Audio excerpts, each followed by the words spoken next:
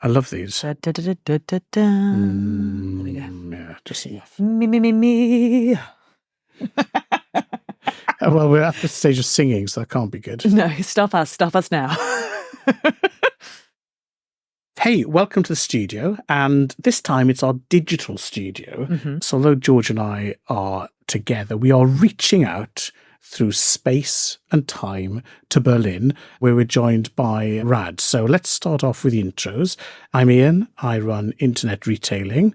Georgia. I'm Georgia, and I head up marketing for Adobe. And our wonderful guest, Rad. Tell everyone who you are. So I'm Rad. I'm VP of Supply Chain and Master Data at Flaconi.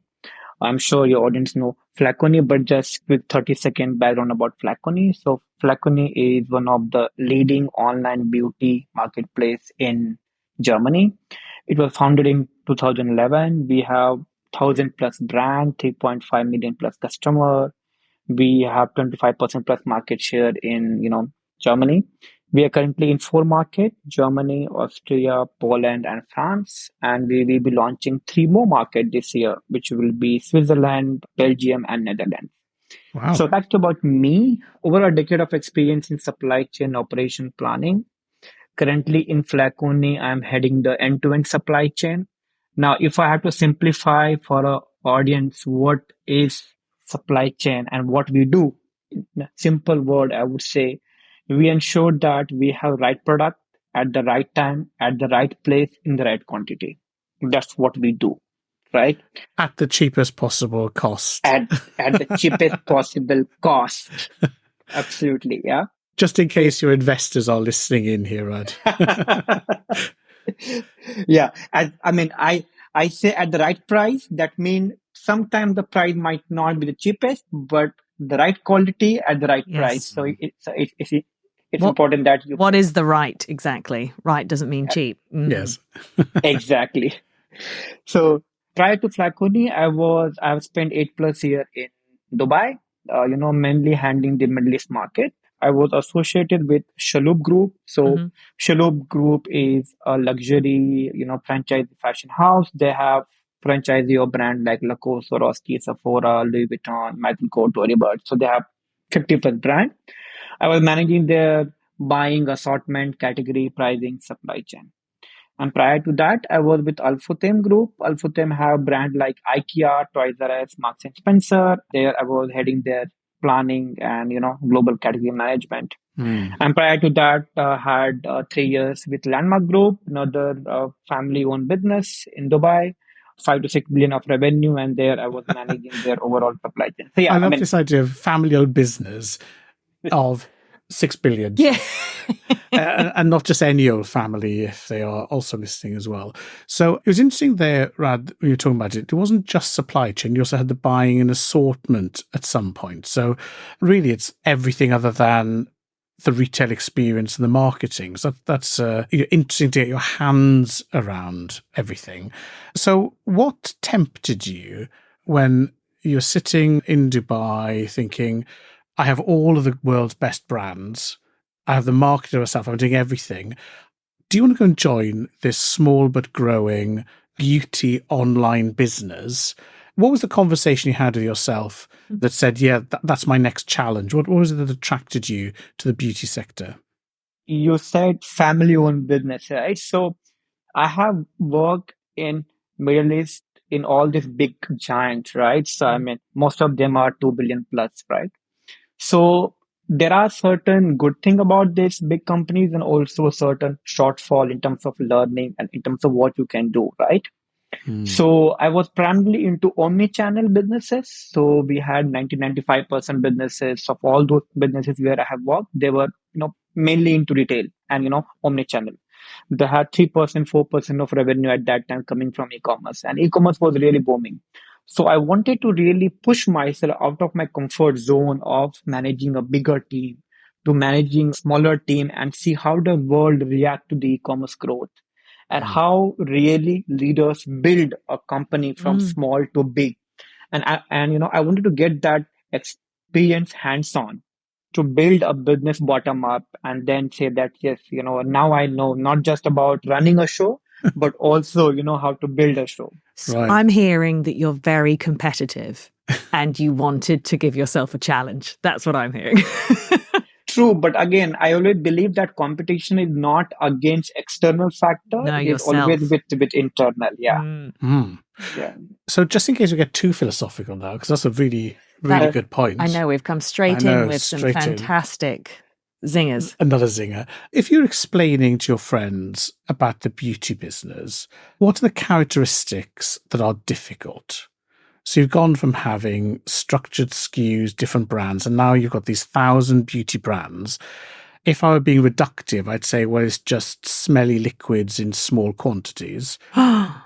Okay, fine. I didn't say that. But just to the outside person who's not in the beauty sector, just give us a picture of what are the difficult things to manage within the supply chain. There are a couple of things, right? Beauty business, if you look at from the supply chain perspective, it might sound much easier to manage compared to other business. And why I'm saying that, I'll give you a certain example, right? Since I was managing a fashion business, hardware business, home business, IKEA and all this, when you're managing a fashion business, you have multiple seasons, right? Spring, summer, fall, winter. So you have to ensure that you buy right quantity, you sell it, you don't keep too much of, stock which is not selling. Otherwise, you have to do, all this kind of markdown optimization, pricing and everything. So from that perspective, in a beauty business, we have 85 to 90% assortment, which is continuous line, which means that sell throughout the year. So then your entire planning is relatively simpler in fundamental principle as we speak. However, the issue with beauty business and not issue, I would say, real challenge is this is one of the fastest evolving business on this planet, right? Okay. More so because, as you know, 70 to 75, 80% of the beauty business are driven by ladies, right? Women buy those kind of products. There are so much of competition about, natural beauty, then Clean organic, cosmetics. non-organic, clean cosmetics and everything. It's people have got multiple options than what they have in fashion or any other business, right? So you might see that certain brand might tomorrow pop up out of nowhere, and within 6 months they might be the top seller. And you might see certain brand which have been a top seller suddenly collapse, right? Right. So except few brand which are top notch brand, they know how to maintain. But no, this is the kind of dynamic that you deal with. So it is more challenging because unlike in fashion business, you have spring summer, so there's a defined time frame. But in beauty, you don't know what will happen tomorrow. So you are always predicting something which is unpredictable, right? Yeah. And that's a kind of real challenge from what we see as a part of the whole beauty ecosystem.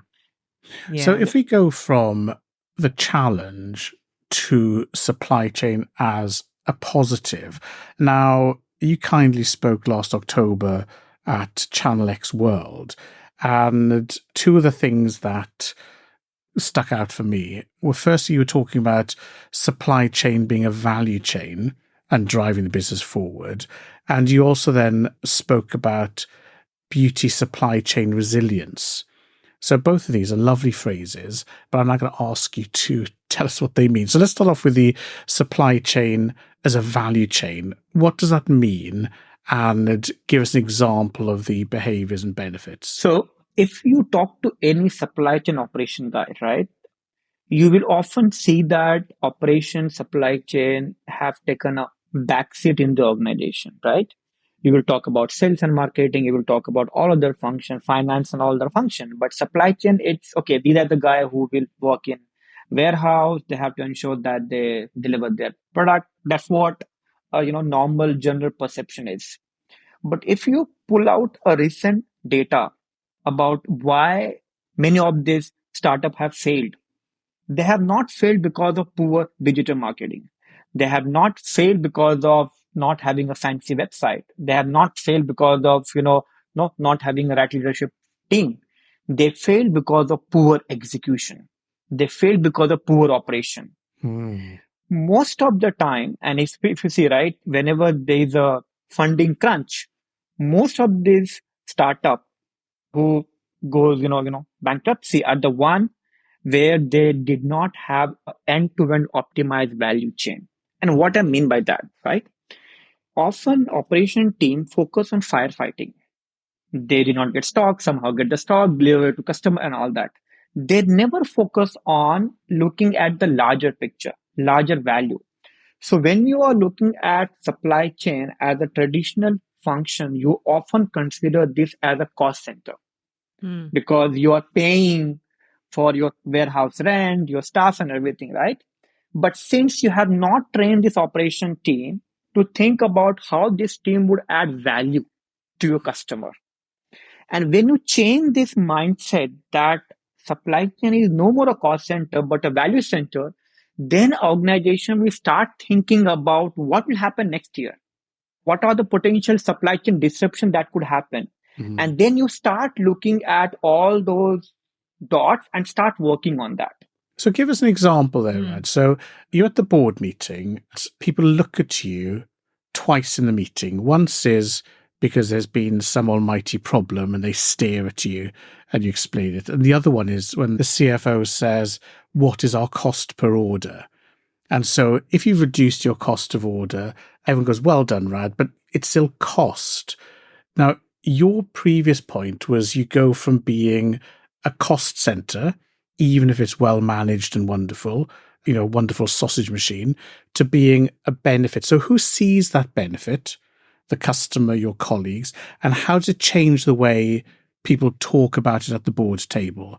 So just bring that to life for us. So look, when I say supply chain or operation as a value chain, I don't mean that we will not focus on the key objective or key KPI which is defined to us. So cost per order, right? On time in full, supply part, right? On all these traditional KPIs are important. But when I say value chain, for example, a normal simple mindset is if you want to offer best product, have lower out of stock, then simply buy everything, right? so if you get, let's say, I've worked at that company, right? So you would say, you know what, I will buy for 2 months. Supply chain term, we say we will buy for 2 months stock cover, right? In a normal traditional cost center mindset, since you are getting a discount of 5% from supplier, you might buy for 2 months or 3 months, right? And supplier might say, you know what, I will give you 8%. You buy for 6 months, right? A traditional cost center mindset will tell you that, look, I'm saving cost 8%. Why not buy it? But as I said, we are living in a truly volatile business. Yes, supplier is pushing stock to you just because he wants to get rid of his entire cash flow and everything, right? But if you are keeping this in your business, you are screwed for next 6 months. So when you think about value center, you will say, look, even if I get 8% discount, I have to keep that in my warehouse for 6 more months, which will add additional storage costs. I might not be able to sell it. So maybe after 3 months, I might left over with, X million of stock, right? From this X million, I might not sell at all, maybe 10% of this. If you do all this kind of calculation, you will realize that 8%, you are not even gaining. In fact, you are losing 20% on that. So this is the mindset shift that organization, operation, supply chain have to come towards. Now, when this happens, this has not just advantage for customer, because now you are more agile. So you are able to adopt what customer need. Yeah. So you are not forecasting what customer will buy after 6 months, but rather you are adapting to what customer is buying. So customer will have better fulfillment. At the same time, your CFO, finance will be happy because now you are not asking them for more cash. You are asking them only for a small incremental cash. So entire cash is not blocked, right? At the same time, you are able to simulate and predict after every month that how much stock is not moving and what can we do, maybe get rid of this by 80%, 70%, 90% discount instead of keeping them for 3-4 months. So you are actively participating in an organization as a value center. Yeah. You are supporting organization to create value rather than just looking at a traditional cost center approach. So all of our supply chain listeners are now feeling a sense of pride. Thanks for that, Rad. Now, one of the things we learn from system design is that the more optimized the system, the more fragile it is. So, you try and manage all the inputs, the throughputs, the processes, the outputs, but yet what you're talking about is sort of baking in as well agility and resilience. So just going back to the second part of the question, you've told us about the value chain. I'm buying it, but you're also promising us resilience. So how tell us a bit about that. In a very reactive environment. Exactly. Yeah. And this is where the advantage of data come into picture, right? Oh. So we all have been talking about this, but I always say, right, in our personal life, we use ChatGPT or maybe ChatGPT 4. I don't know, right? But in the professional life, people are still using Excel. That's the true reality. So until you start moving your personal and professional life to a same scale in terms of technology, you will not be able to truly leverage the entire benefit. Now, when I say you always have to have certain kind of trade-off between what is your efficiency versus what is your customer promise. So yes, there would be a point where you might be fragile in terms of what customer expect. But if you really leverage the customer data and able to apply different statistical model which are currently open source. Again, I never ask people to go and buy sophisticated software, right? I say there are so much information, so much open source available. If you start using this, then you will be able to reduce this kind of fragility. So you might not be, nobody is 100% perfect in predicting customer demand. But if you can even be 50%, then you are well above 90% of the industry standard. Right? And I was just reading one customer survey by McKinsey or somebody, and they said that irrespective of COVID or Ukraine war or Israel war, after every 3.7 year, there is a supply chain disruption. So again, even if you remove all this that we see, after every 3.7 year, there is supply chain disruption. And this is a known fact. Even after knowing that 90% of the organization are not aligned and not prepared to handle this disruption. And do you think, obviously, as you said, you've come from much larger organizations into a smaller one, right? So you're probably now in a position to move more quickly, shall we say, when there is disruption. So do you think that that's why 90% of the organizations can't kind of adapt every 3.7 years, because they're these big ships that are slightly harder to turn, or is it just total ignorance? No, you're absolutely right. That's one of the reasons. The other reason is also that, we often talk about agility, but big organizations still lack agility. Yeah. Right? Because when you have to do, this kind of adjustment every now and then, you need the entire organization to shift and move. Yeah. Right? Your finance have to move, your commercial, your marketing, everybody have to move around, right? And if you don't have that kind of mindset across all the value function, across all the, organization function, you will not be able to do that. Yeah. And therefore it is much easier for me to drive across this. And frankly, in last 1 year, we have seen tremendous improvement versus, when I joined company versus now, I can say that at least we are 70-80% different company in terms of how we have turned around the entire part, right? And it's always easier because you have got mindset across the organization. Therefore, we say we are not e-commerce, we are V-commerce. So when we say V-commerce, we would like to focus on V. Yeah. V first, customer. Second, our brand, our supplier, strategic partner. And third, our employee.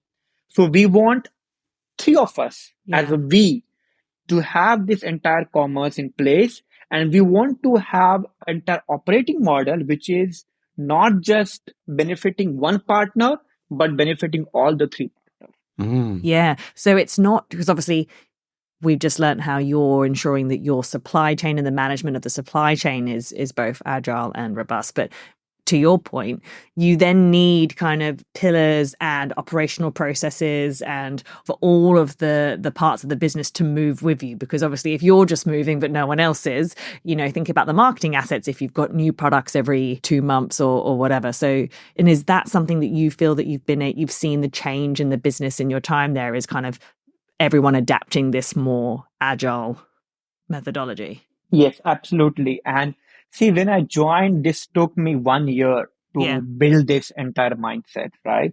Again, this is not just entire my contribution, but the entire organization and, leadership contribution as well. But once we have built that and once people started seeing the actual result, so now we don't have to convince everybody. So Yeah. now we know, right? If there is this, we have to move it, right? Yeah. So, that really helped. And this is what I say, that when you start looking at the organization as a one unit, as one value chain unit, and not giving certain importance to a certain function and not discounting some other function and work together into a common goal, Yeah.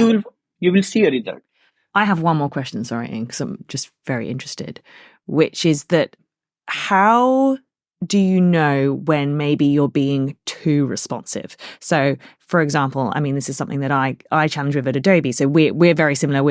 We move at very kind of quick pace, quite iterative, agile. But how do you know when it's a trend, when you're actually just reacting to a kind of moment in time? So for your products, for example, when do you make the decision? How do you know that you're not just being maybe overly reactive to a change in marketing conditions? Do you have kind of, I guess, parameters for that decision making? Yes, we do have. So over the last 1 year, we have built multiple KPI and metrics using a sophisticated data tool, right? So for example, if I tell you, right, we have a stock segmentation, right? Stock tagging, which actually take into consideration the aging of the stock, the sell through of the stock, right? How much we are selling every day, every week, every month, right? How that brand is performing, how that division is performing, how Yeah.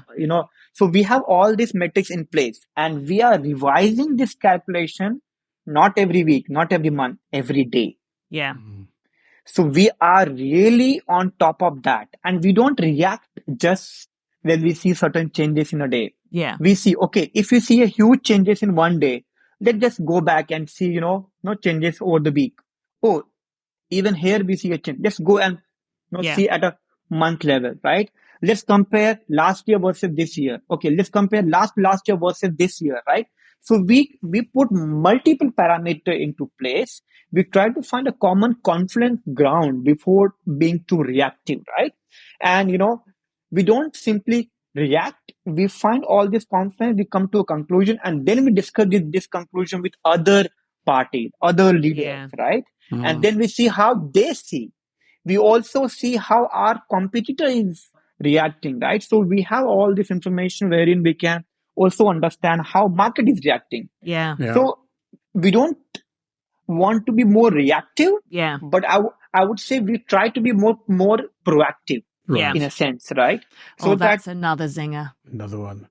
So Raj, one of the characteristics of what you've been saying is this idea of looking more broadly. So when you were talking about the value chain, you were talking about looking outside of your silo and looking at the warehouse, the sell-through, so broad view.